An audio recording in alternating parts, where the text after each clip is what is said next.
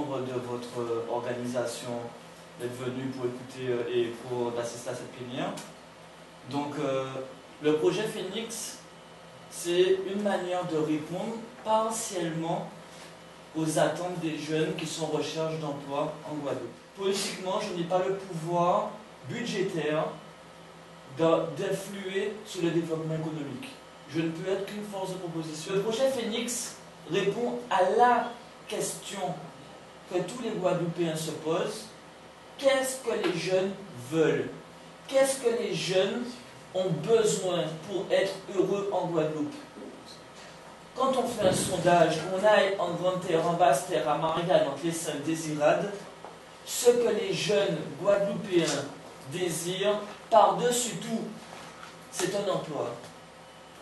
Et c'est ce que le projet Phoenix tentera de mener à bien, de donner un emploi en CDI à ces jeunes en recherche d'emploi.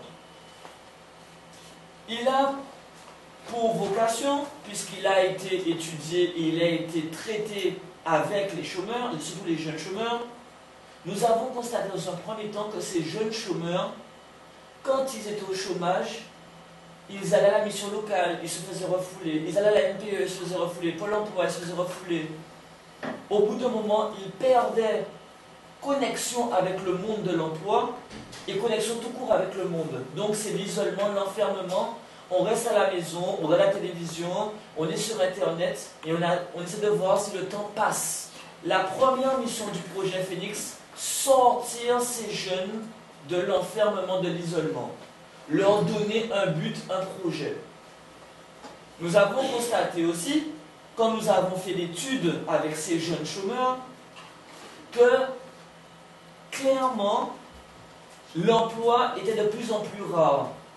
Et que l'idée stéréotypée du fonctionnaire assis sur son bureau devant son ordinateur était révolue et que cet emploi est voué à être réduit au maximum. Le projet Phoenix repose essentiellement, pour ne pas dire totalement, sur la création d'entreprises. Et vous verrez que d'autres éléments seront ajoutés à la création d'entreprises pour permettre un éventail plus large. Mais, quand on vous parle de création d'entreprise, on se demande pourquoi on ne crée pas plus. Or, je rappelle que la Guadeloupe est le département-région qui crée le plus d'entreprises en France. Mais sauf que nos entreprises ne sont pas viables, donc beaucoup d'entre elles meurent au bout de 1 an, 2 ans, 3 ans, avant les 5 ans de maturité qu'il faudrait pour une création d'entreprise, pour que l'entreprise perdure dans le temps. Donc, on remarque qu'il y a quoi comme outil? Donc, pour pouvoir aider au maximum ces jeunes, j'ai privilégié les 30 ans, les moins de 30 ans et 364 jours. À partir du 1er octobre, on n'est pas loin, tous les chômeurs rentrent dans le projet Phoenix.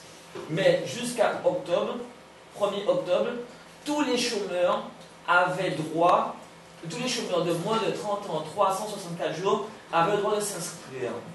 Donc, on a remarqué qu'il y avait le PIGE. Le PIGE, c'est jusqu'à 30 ans et 364 jours. 365, on ne peut plus l'avoir. Donc, si une personne, c'est entre 6 000 et 7 200 euros. Le problème, c'est qu'actuellement, le PIGE a des vrais problèmes de retard. Il y a 6 mois en minimum de retard en ce moment pour toucher le PIGE. Minimum. Il y a des gens, ça fait 2 ans qu'ils attendent leur PIGE, ils n'ont toujours pas reçu. Après, vous avez les aides régionales, que je ne compte pas réellement là-dessus, puisque ce n'est pas la priorité actuellement de la majorité, l'ARDA et la RIE. L'ARDA, c'est l'aide au développement quand on a moins de 6 mois, et plus de 6 mois, l'aide à l'investissement régional. C'est pareil, ce ne sont pas des sommes totales, c'est des sommes partielles, c'est environ entre 25 et 30% d'aide, et bien sûr, il faut avoir un apport comme le PIGE. D'où l'idée que j'avais initialement de demander 250 € à ces jeunes qui feraient il faut savoir que le PIGE, on peut aller jusqu'à 3 personnes. Donc ça ferait un PIGE à 750 € d'apport. Et il faut rappeler qu'il y a des frais d'inscription, même si M. Luret ne le sait pas. Parce qu'aujourd'hui, on remarque que nos élus ne sont même pas au courant que pour créer une entreprise, il y a des frais. que ça soit au tribunal et les différents... Il y a des frais d'inscription. On a un problème avec ça. Donc il y a peut-être un problème de formation qu'il faudrait peut-être expliquer, et j'espère que la jeune chambre économique ira dans ce sens, et former peut-être les élus à qu'est-ce qu'une entreprise et à sa création et à son développement. Aujourd'hui, il y a un décalage. Donc, on se retrouve avec ce que j'appelle des cellules piges. Après, on a vu qu'on crée une activité, un statut juridique, une cellule, c'est une SARL, puisqu'il y a 3. Le pige est très clair. Quand il y a 3 piges, c'est 33,33% par personne. Ça veut dire que pour la séparation des bénéfices, c'est très simple. C'est un tiers, un tiers, un tiers. Donc, il n'y a pas de problème d'égalité, il n'y a pas de problème pour dire ouais, tu as touché plus que moi ou moins que moi. Et avec les 250 euros, mais je revois sur 250 euros, l'avantage, c'est que on sait que chaque personne a apporté la même somme. Donc, tout le monde est sur un pied d'égalité. Après, il y a ce qu'on appelle l'activité professionnelle. L'activité professionnelle, c'est la première, après les aides, le pige, l'ARDA, la RIE, ou voir l'aide du maire ou d'autres services. L'activité professionnelle, c'est la base de l'emploi. Qu'est-ce qu'on va faire pour gagner l'argent de l'activité?